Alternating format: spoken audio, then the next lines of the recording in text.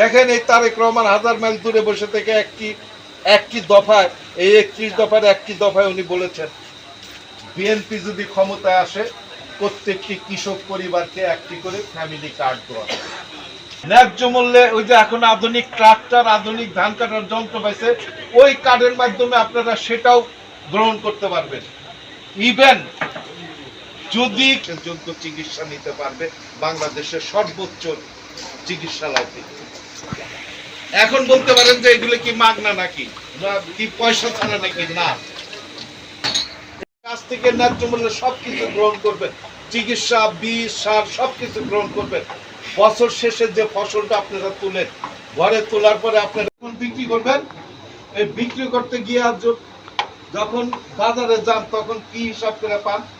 অনেক সময় অনেক ক্ষেত্রে, আমি একটা উদাহরণ দিই, এইবার বোধহয় মূলা বা কফি সারা বছর কার্ডের মাধ্যমে সরকারের কাছ থেকে যে ন্যায্য মূল্যে যে জিনিসগুলো আনছেন, ওই টাকাটা তখন সরকার আপনার কাছ থেকে কাইটা রাখে। দেখেন 30 দফায় সেটা হলো আপনারা সারাদিন কাজ করেন, রিক্সা চালান, ভ্যান চালান, কেউ এই দোকানদারি করেন, খুদে ব্যবসায়ী, এই বাজার ভরা খুদে ব্যবসায়ী আছে। এই ব্যবসায়ী সারাদিন করে পেঁয়াজ, রসুন, আদা বিক্রি করে, পান বিক্রি করে। আপনারা কি ঘরের 5টা মুখ আছে, খাবারের জন্য টাকা আছে, তাদের ন্যায্য খাবারটা কি প্রতিদিন নিতে পারেন? হ্যাঁ, তা কি হয়? হয় না। তারেক রহমান সাহেব বলছেন এই শ্রম যারা দেয়, খুদে ব্যবসায়ীরা যারা, তাদেরকে উইদাউট মর্গেজ, অর্থাৎ কোনো বন্ধকি ছাড়া অল্প কিনা করে নিশ্চয় তার প্রফিট হবে, লাভ বেশি হবে।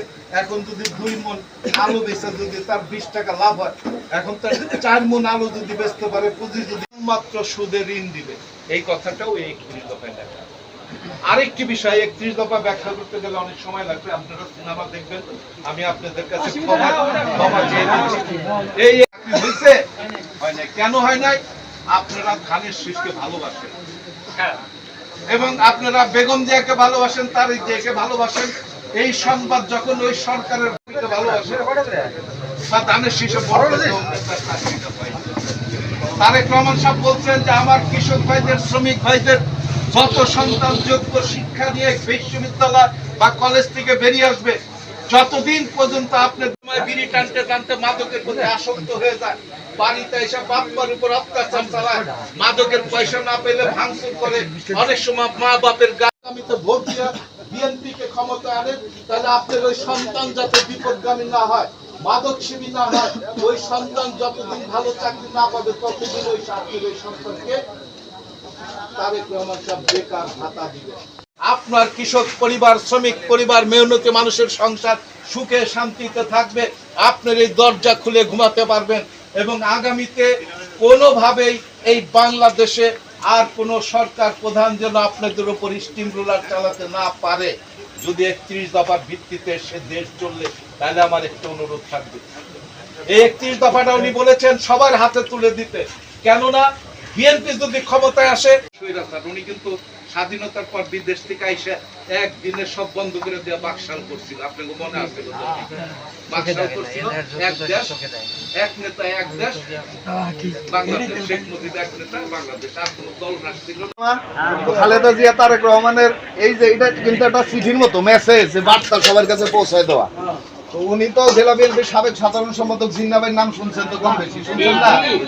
18 সালে কিন্তু উনি ধানের শীষের প্রতীক পাইছিল, কিন্তু নির্বাচনের মাত্র 9 দিন আগে ওই হাসিনা সরকার তারা গ্রেপ্তার করে জেলে দিছিল। 9 দিন আগে উনি কিন্তু ভোট করতে পারে নাই।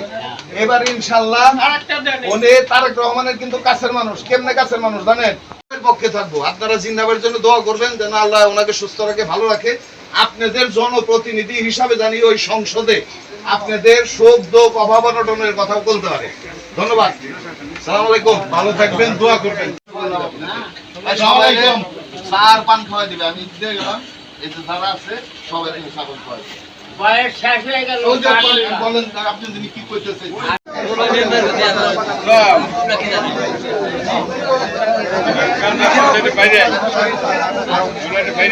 দেখছেন, অনেকে চিনেন, অনেকে নাম শুনছেন, তাই না? বিএনপির দিন না,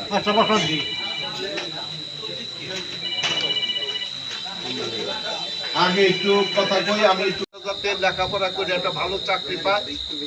আমার এই দোকানদার ভাই যেমন বিনা মর্গেজে আর একটু অল্প সুদে 1% এবং টেলিভিশন আছে। এই গ্রামেরও মনে হয় কিছু লক্ষণ যে আপনাদের সন্তানরা বিদেশে থাকে না, অনেকে গার্মেন্টসে চাকরি করে। এই সব কিছু কিন্তু বলতে হয় যিনি যুদ্ধ করে স্বাধীন করছে এবং ৭৫-এ যিনি আবার গণতন্ত্র রক্ষা করার জন্য সিপাহী জনতা বিপ্লবে উনি কিন্তু বিদেশে লোক পাঠানোর প্রথম শুরু করেন।